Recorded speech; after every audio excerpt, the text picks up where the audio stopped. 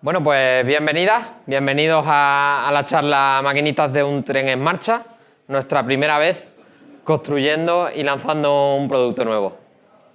Para los que no me conozcáis, yo soy Pablo Rodríguez Guillén, estudié Ingeniería Informática en la Universidad de Córdoba y allí fui un miembro bastante activo del aula de software libre y fue un poco mi primer contacto con una comunidad así relacionada con el software, y es allí donde realmente descubrí que me gustaba esta profesión. Estando allí participé en la organización de las dos primeras ediciones del Salmorejo Tech, y después de estudiar pues entré en Audience, donde llevo ya 5 años con un rol de desarrollador de producto, o al menos intentándolo.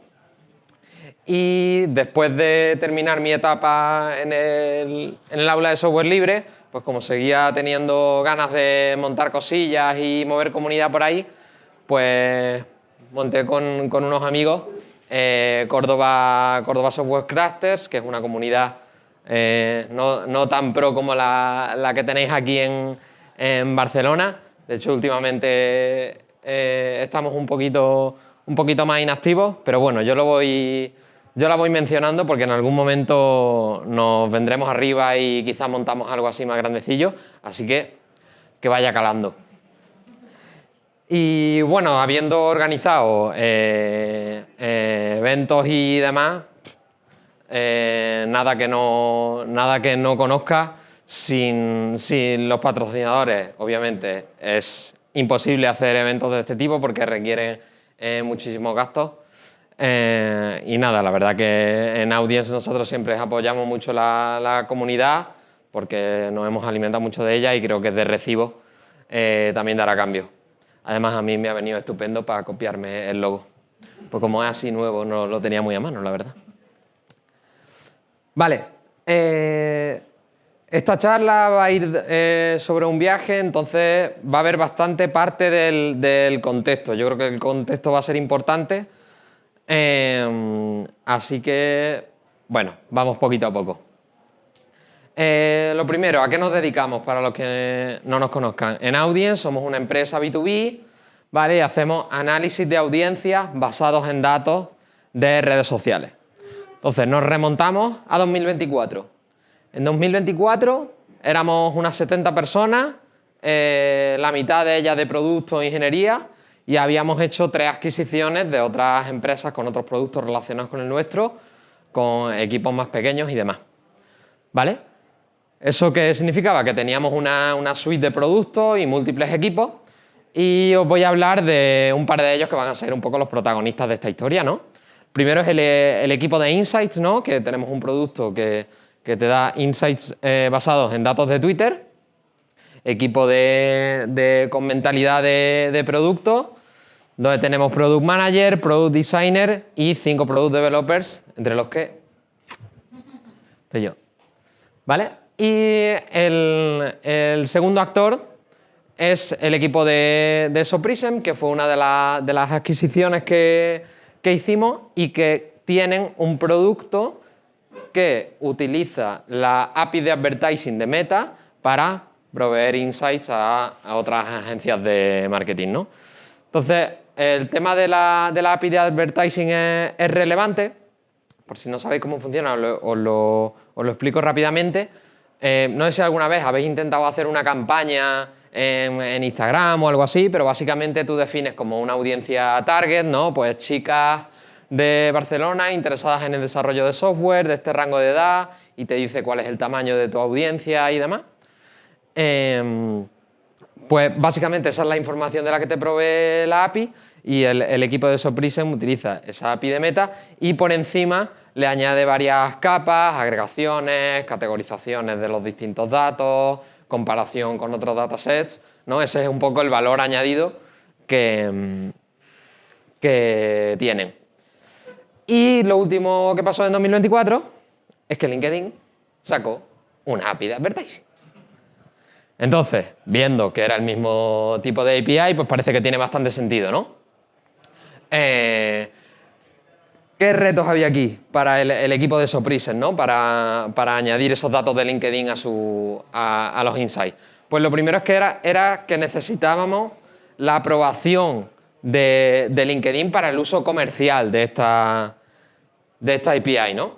Entonces, lo más obvio era añadir esas funcionalidades, esos requirements que tenía el equipo de LinkedIn a la aplicación de Soprisen para que te aprobaran el uso comercial de la API.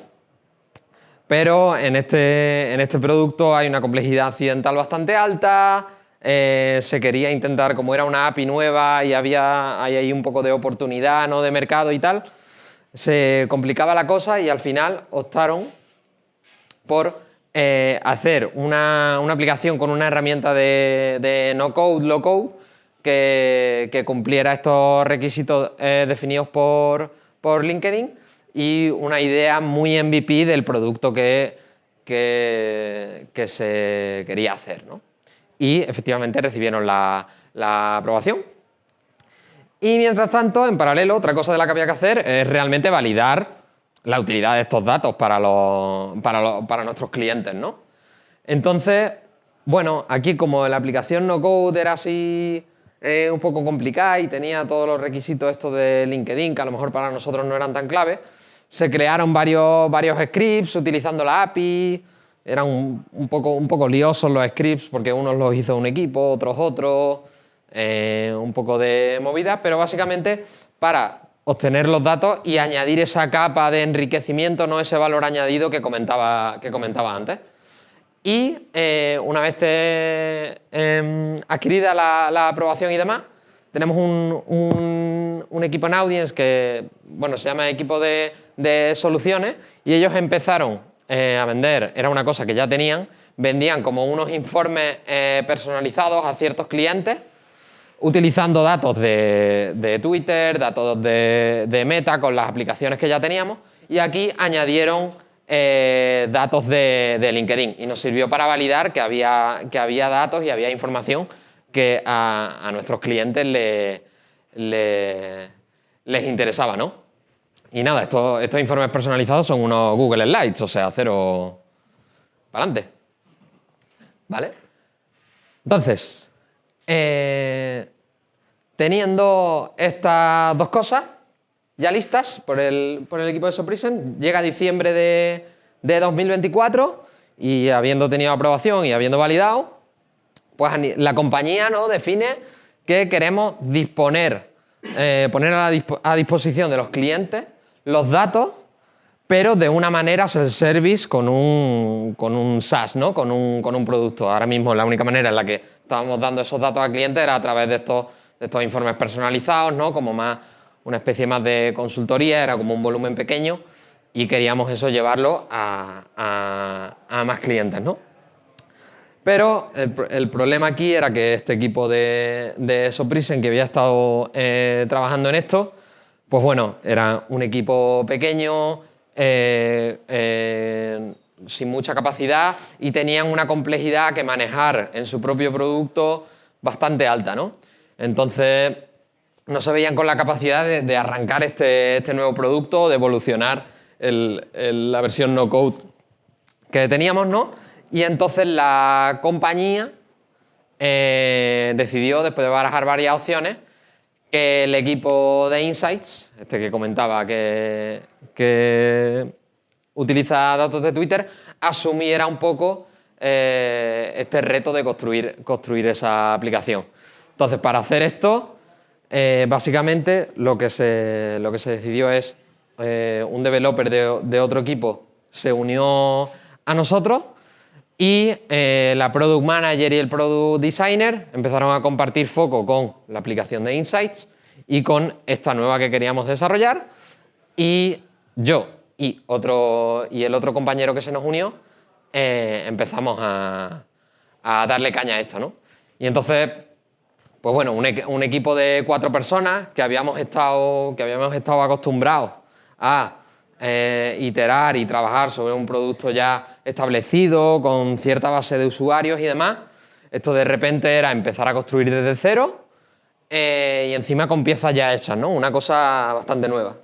Entonces, para ilustrar un poco todo esto, vamos a situarnos en este mapa, un territorio ficticio.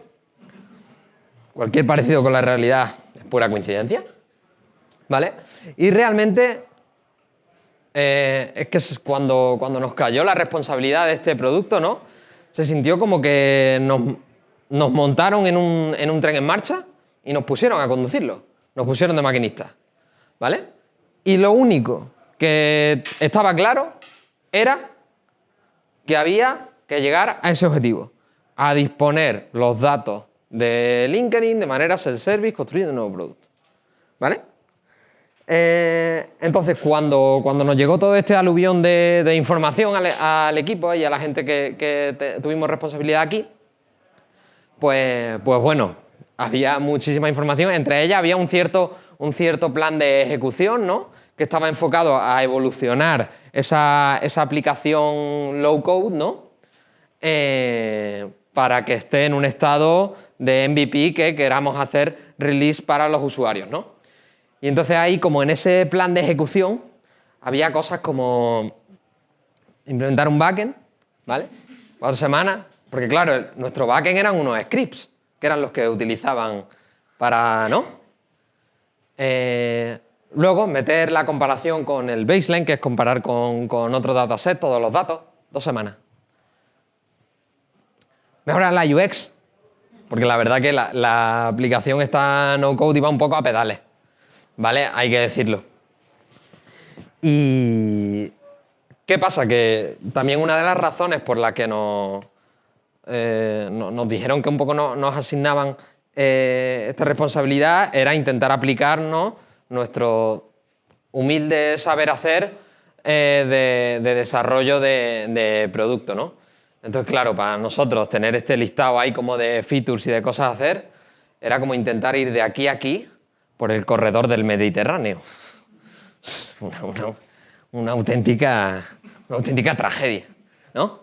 Entonces, bueno, pues como éramos los maquinistas del tren, decidimos tomar otro enfoque. ¿Cómo empezamos este nuevo enfoque?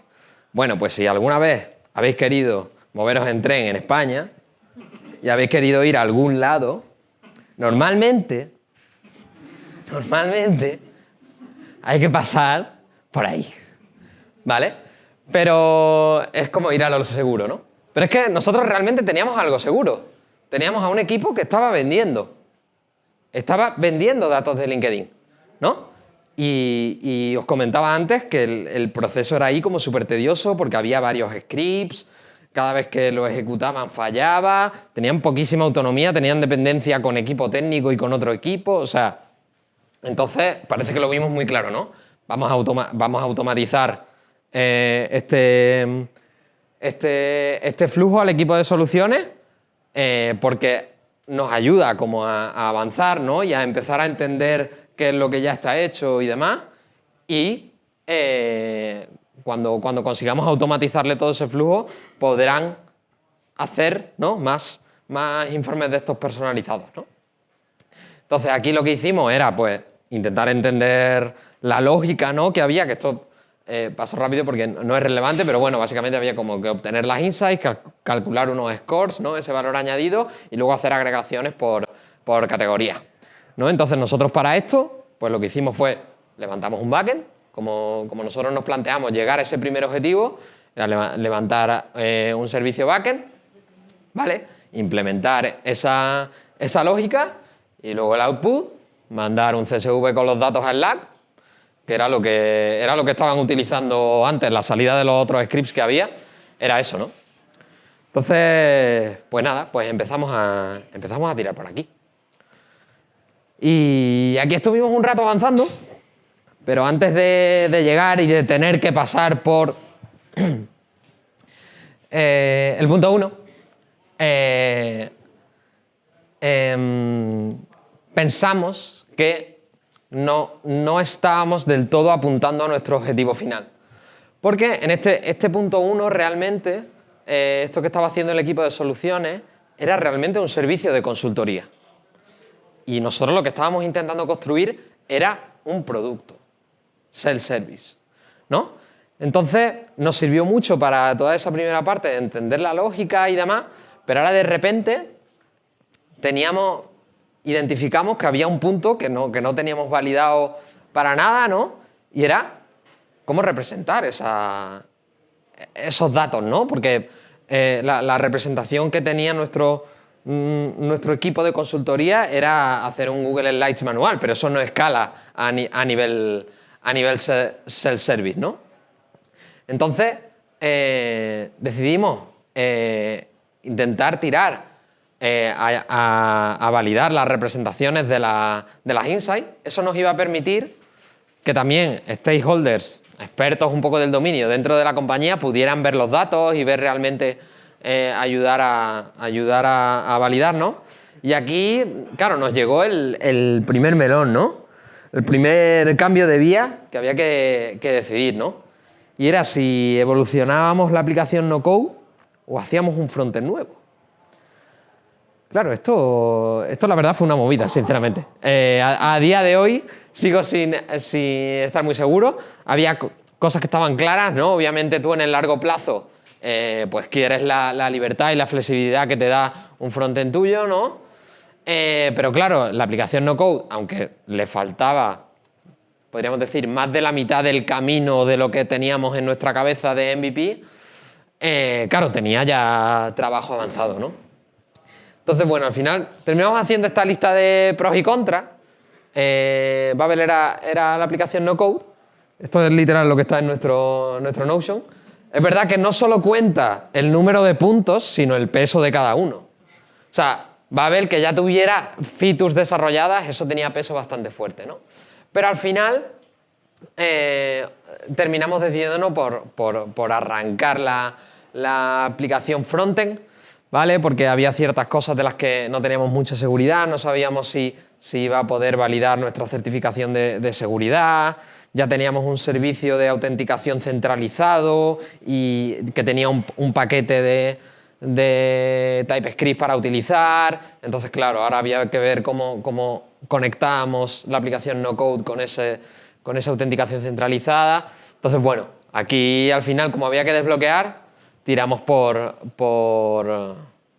ahí, ¿de acuerdo? Y nada, pues ahí empezamos ahí a tirar el frontend, tiramos nuestra autenticación, empezamos a pintar grafiquitas con datos y demás. Y se lo empezamos a enseñar a gente de la empresa y demás. Pero claro, nosotros lo que queremos es validar con la gente que nos quiere pagar, ¿no? Entonces, el siguiente punto estaba clarísimo. O sea, hay que llevarlo a usuarios finales. Entonces, ¿qué nos falta para llevarlo a usuarios finales? Aquí, cada uno de estos puntos que estoy poniendo en el mapa, nosotros los teníamos definidos, ¿no? ¿Verdad? Al principio se llamaban milestones, luego iterations. Tuvimos un lío ahí que hicimos todas y seguimos sin estar convencidos con el nombre, ¿no? Aquí la última que hay es iteration, pero por enseñaros un poco cómo lo estábamos haciendo, porque, claro, era un flujo distinto al que estábamos acostumbrados, que era más abrir una iniciativa, documentar, hacer algún spike, ¿no? Aquí esto era más caña, ¿no? Entonces aquí, pues, cosas que nos faltaban. Pues quiero que, para habilitar la autonomía del usuario, pues que yo pueda ver solo los reports que he creado. Porque, claro, hasta ahora tenemos un listado de reports compartido por todo el mundo. Si no tenemos usuarios, ¿para qué quieres dividir, no? Entonces, y luego para que los usuarios puedan validar un poco, generar audiencias que les interesaba. En LinkedIn puede generar una audiencia, puede hacer ahí una combinatoria guapísima. Pues dijimos que por lo menos puedan poner seguidores de una compañía, para que por lo menos puedan poner una audiencia que ellos más o menos conozcan y puedan validar un poco que le cuadran, ¿no? los datos que les sale o que no y que encuentren sorpresas chulas, ¿no? Y luego por una limitación técnica del número de peticiones que puedes hacer a la API por usuario, pues que el usuario se tuviera que autenticar con su cuenta de LinkedIn, ¿no? Estas iteraciones, os enseño aquí la captura de cómo lo teníamos. Esta es la que mejor nos quedó, la verdad, por eso la he puesto. Porque esto aquí era una cosa que no sabíamos muy bien cómo hacer, ¿no? Pero bueno, poníamos un goal final e intentamos definir estos outcomes, ¿no? que era pues obtener feedback, basar la experiencia, no sé qué, que puedan utilizar el producto por ellos mismos. Y luego aquí teníamos esta seccioncita de Scope en la que definíamos un poco las tareas y las intentábamos relacionar con los outcomes, ¿no? Luego típico nice to have y pasos ahí de validación. Y bueno, pues intentamos poner una fecha y aquí target users pusimos a Paloma porque es una usuaria que conocíamos en persona y nos resultaba más fácil visualizarlo así, ¿no? A mitad de esto ya llevamos aquí unos meses aquí con esta movida y pasan cosas, ¿no? Pasó que el tren en medio del viaje lo compró una compañía. Si no lo sabíais, tuvimos nos adquirieron, ¿no? Un pequeño ahí compendio de empresas, o sea, no muy grandes, somos como 3 empresas ahora. Pero bueno, la verdad es que a nosotros en este corto medio plazo realmente no nos ha afectado mucho porque nuestra visión de construir productos era realmente lo que les atraía a quienes nos adquirieron y entonces el objetivo de disculpa, el objetivo de intentar sacar la aplicación de LinkedIn seguía presente, ¿no? Entonces, bueno, nos compraron el tren.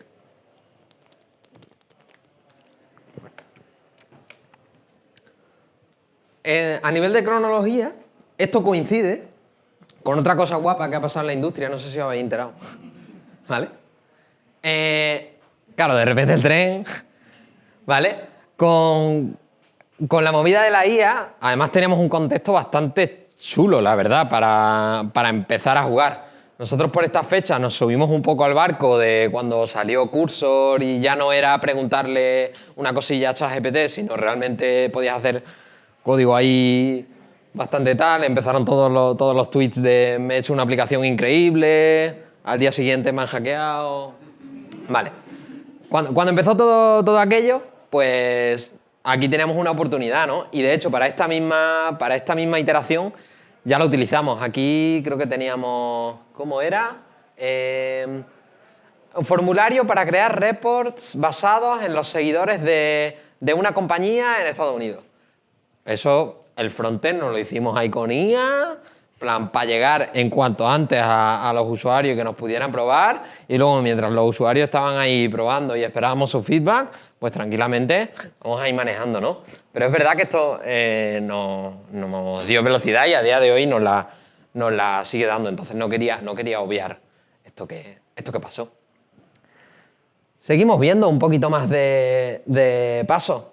El siguiente punto, bueno, esto es una parte de la lógica que creo que no es lo más interesante de la presentación, pero sí que hubo una decisión ahí en medio, otro cambio de raíl que, bueno, estuvo guay al menos tenerla en cuenta, ¿no? El Audience Manager es la pieza en la que tú defines tu audiencia, ¿no? Que le puedes poner, pues, de dónde eres, a qué compañía sigues, qué rangos de edad, ¿no? Y LinkedIn, como todas las aplicaciones estas, es como la parte más interactiva de nuestras aplicaciones. Y es relevante, ¿no? Porque puedes usar combinatoria booleana de, pues que sea, de esto y esto o de esto y esto otro, ¿no? Y entonces ahí, claro, es una parte compleja que estábamos ahí los dos desarrolladores viendo a ver cómo hacemos esto. Y claro, de repente hubo un momento que dijimos una cosa, ¿vale? Porque en LinkedIn tú puedes definir esas audiencias cuando creas una campaña.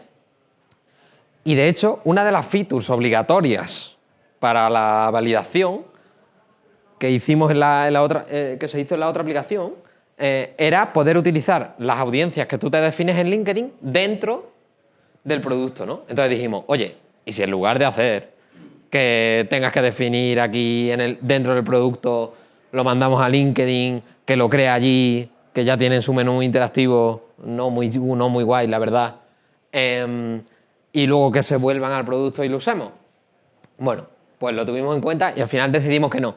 Pero creo que haberlo tenido en cuenta, decidimos que no porque nos parecía que para mucha gente que a lo mejor va a utilizar solo criterios muy simples y más en esta etapa tan primigenia, esa fricción de hacer que salgan de la aplicación, que luego tengan a medir, creíamos que no nos compensaba. Ya en la fase esta alfa ya estábamos empezando a jugar con eso, ¿no? Entonces, bueno, lo quería comentar. Y siguiente parada, el programa de beta.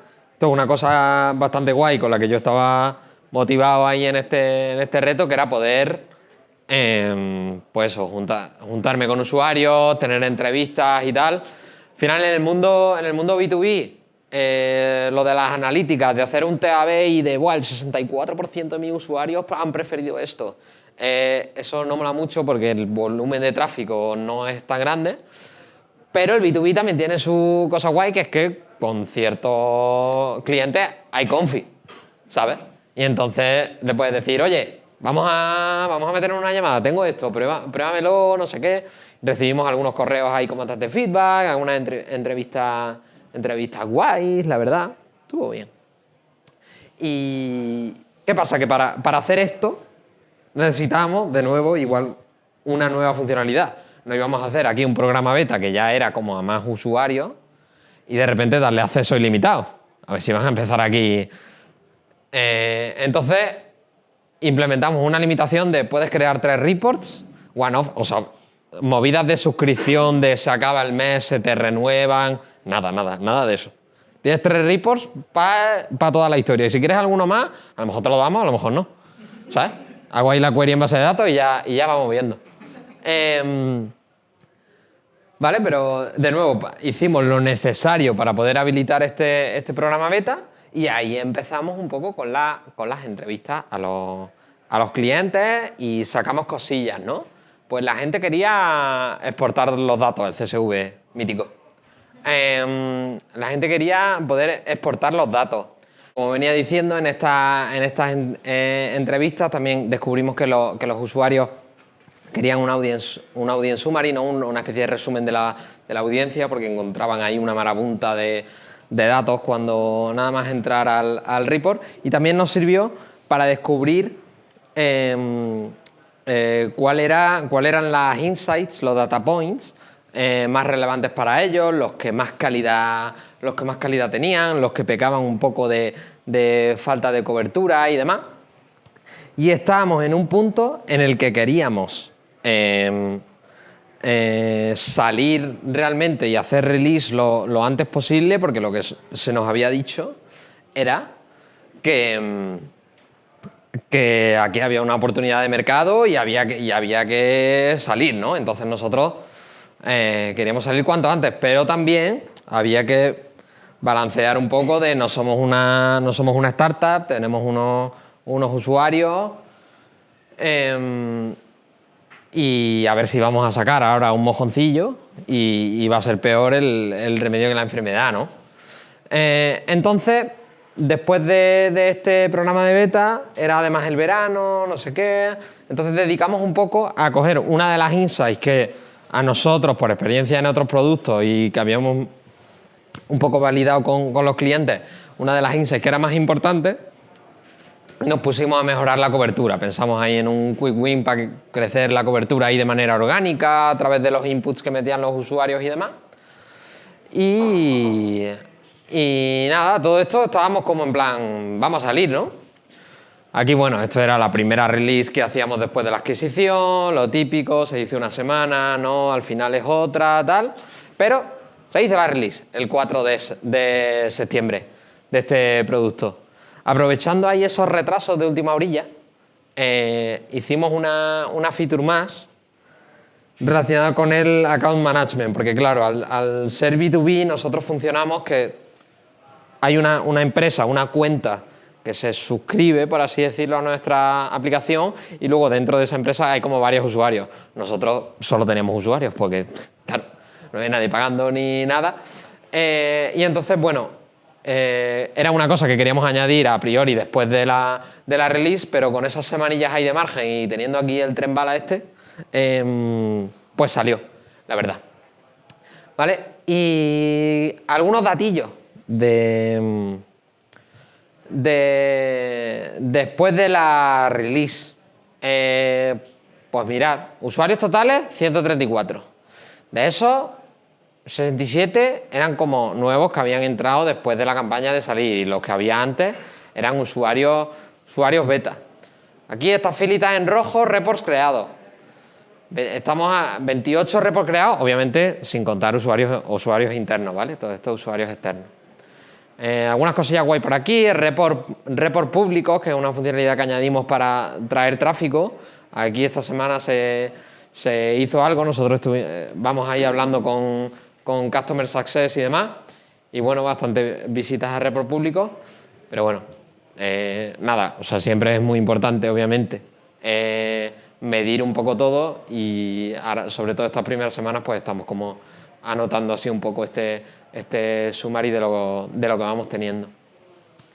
Entonces, algunas conclusiones de nuestro viaje. Esto ocurrió fuera de mi equipo, pero sinceramente me parece súper guay. O sea, la parte de validar con usuarios y la parte de la aprobación, súper ágil. O sea, una aplicación no-code para la aprobación con LinkedIn y luego para validar, vender un Google Slides. O sea, locura total, ¿no? Me parece súper guay.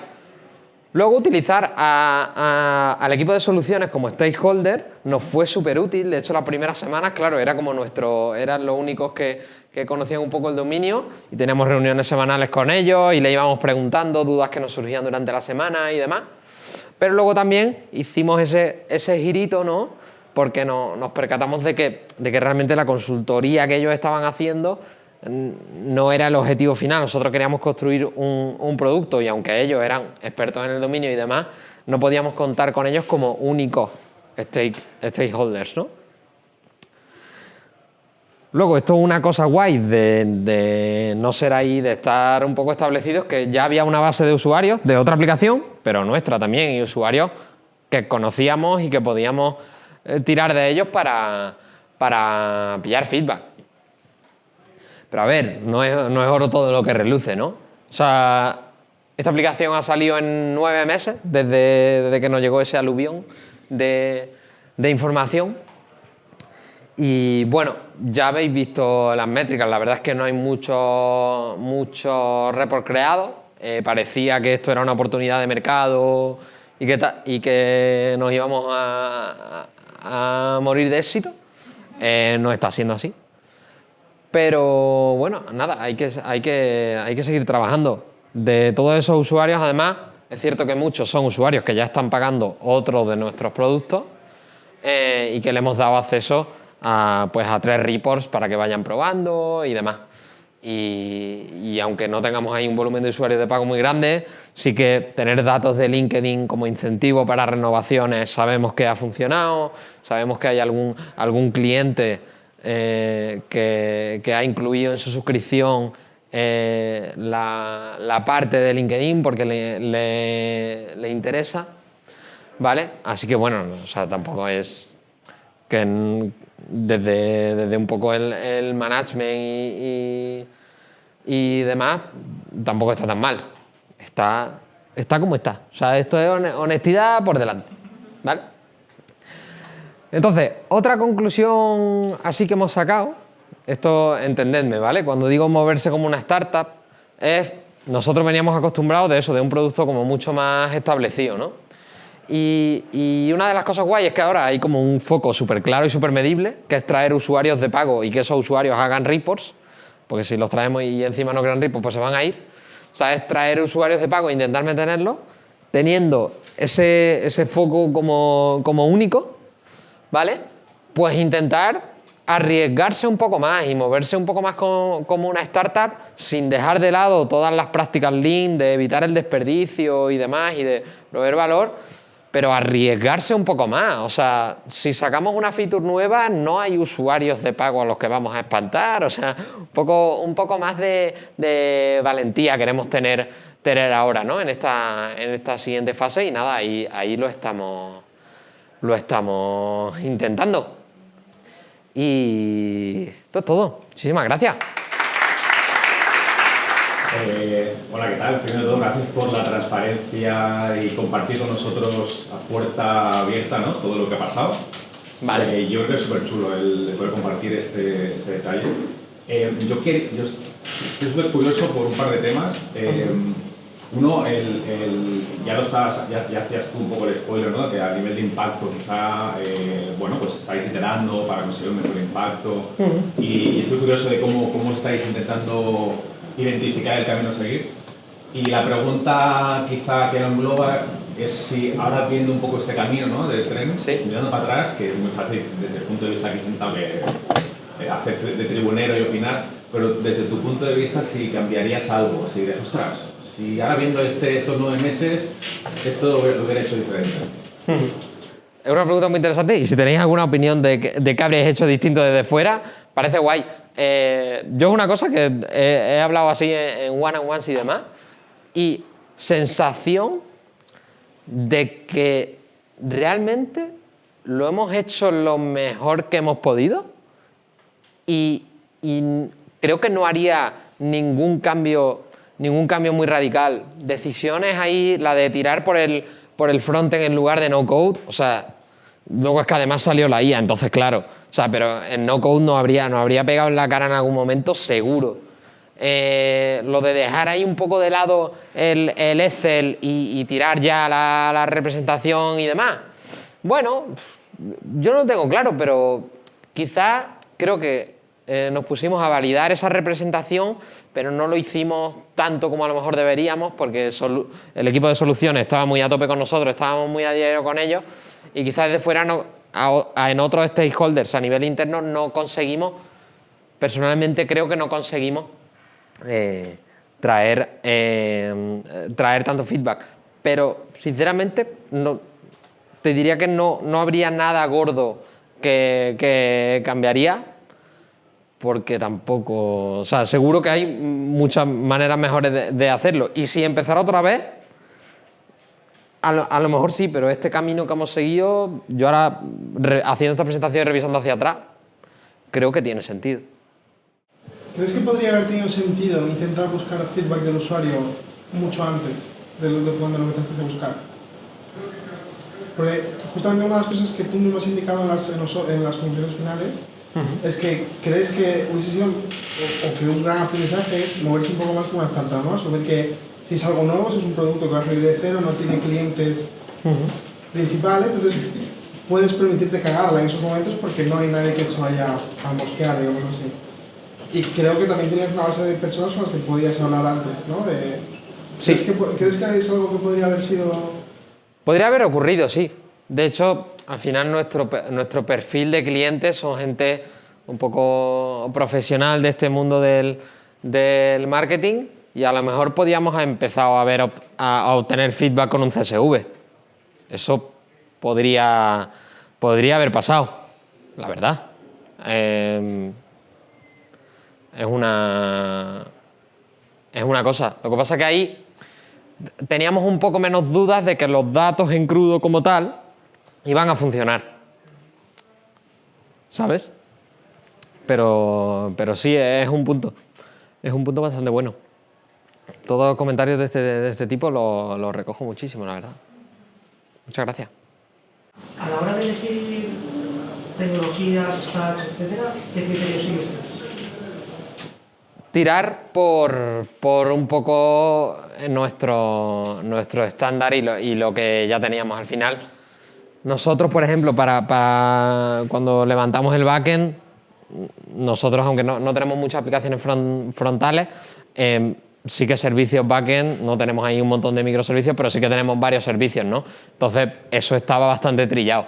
Entonces, para nosotros levantar un backend y tenerlo desplegado en producción, en un día está listo, ¿no? Y para el frontal teníamos también otra plantilla que estaba un poco menos fina, yo creo, pero que ya tenía incluido la parte de la autenticación, que era una de las cosas así bastante clave. Que los usuarios que ya estaban dentro del universo Audience se podían hacer login. Luego, hasta que no empezamos a dividir los reports, no había usuarios en el producto, pero ellos sentían que sí. ¿Qué tecnologías están programadas? El backend es Express con TypeScript y hay arquitectura limpia. el frontend empezó como un Next con React, que es lo que... O sea, nosotros usamos React en casi todos los otros productos. Y al principio era un Next, lo que pasa que de Next era como que solo usábamos el routing por carpeta y ya está, no estábamos ni haciendo server-side rendering y demás. Y hubo un momento que, bueno, por cambios de equipos, nos compraron, ya sabéis, no sé qué, empezamos a intentar unificar un poco y decidimos, mira, si no vamos a utilizar el server-side rendering, vamos a hacer single page application y entonces cambiamos de Next a Tan Stack Router, que son los de React Query, que ahora se llama Tan Stack Query, pues tienen un router también. Tienen de todo, de hecho, van a hacer un framework. A ver qué pasa.